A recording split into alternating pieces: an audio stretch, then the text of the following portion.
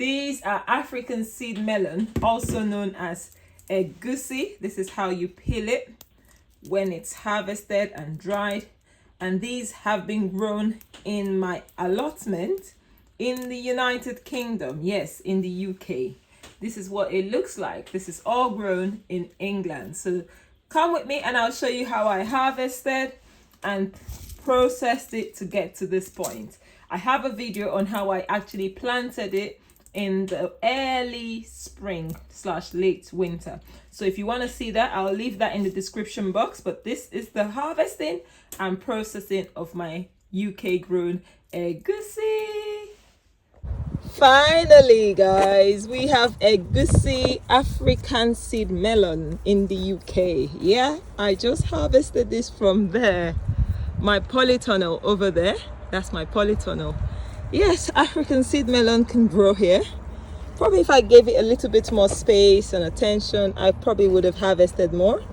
But yeah, I've got the tiny one and a normal size one, I think, from one plant. So yeah, that is definitely Egusi. Look at the leaves. It died, that's why I had to pick it up. This is the Egusi I harvested. Right, the other one actually rotted because this thing has been in my house. Can you hear that? For over a month. I harvested it on the 9th of September and it's still intact. So what they normally do to process Egusi is to smash it up. I don't have what's it called now? To smash it. Like they use big sticks or stuff to heat it. But let's cut it open like we'll cut a melon and see what it looks like inside. I know in the process of cutting it, I'll probably damage some of the seeds, but that's the best thing I can do. Are you ready? You ready? Ready? Let's see. Egusi. So this is what it's like. It's actually like melons, but you see how it's not quite ready to be harvested, and I've obviously smashed and damaged a lot of it in this process. It's almost like pumpkin seeds, really. It's just that this flesh is not edible.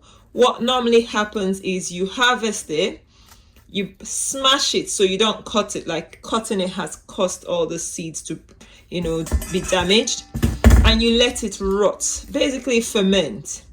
The other one actually that got spoiled, I actually got some seeds from it.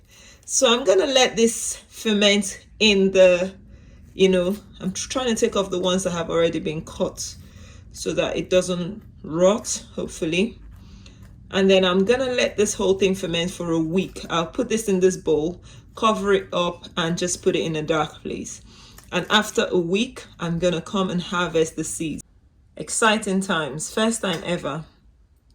It's exactly 2 weeks later. So it's a long time I started this video. Now look, you see, lots of mold. Apparently this has to be so moldy and disgusting and stinking. So we scoop the seeds out. You see what that looks like? That is the real seeds.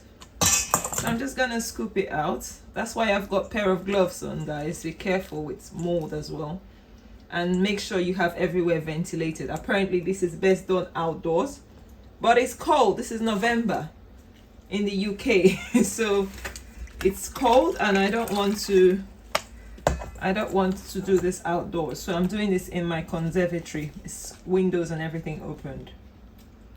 Now it's just time. So I left this for 2 weeks. I believe if this was in Africa, a few days would do the job, because all you need is the warmth, okay, for this thing to ferment and decompose. So I'm just gonna scoop everything out, and now I'm using a strainer or colander to get rid of as much pulp. And the best thing to do will be to rinse this under running water, which I'll probably do outdoors briefly because I don't really want to air. Now I'm gonna compost this. All of this is really disgusting. Sorry. Ow! I'm not gonna do this again. I've done the experiment. You can grow this here, but it's not gonna feed me. Definitely not enough to feed my family, so it's not worth me growing. But it's done. It can be done. That's the most important thing. Egusi can actually grow in the UK. Yeah, it did this in 2022. So if you want to do this as a business, you can set it all up, but do you know what? I'm not gonna do it. For the future, nah. Some things we just do to see how they work. I'm not gonna get enough to even cook me a meal because I only harvested one, and this was grown in my polytunnel. So if you're considering growing it in the polytunnel, is the only place you would grow this successfully in our UK climate. So now this is what I do. The ones that are floating are not viable, okay? Meaning you can't actually eat them. If I split some up, oh, there's actually food in there. Can you see? There's actually egusi there. It's floating, but it won't be viable to replant. However, it's, excuse me, you've got a seed in there.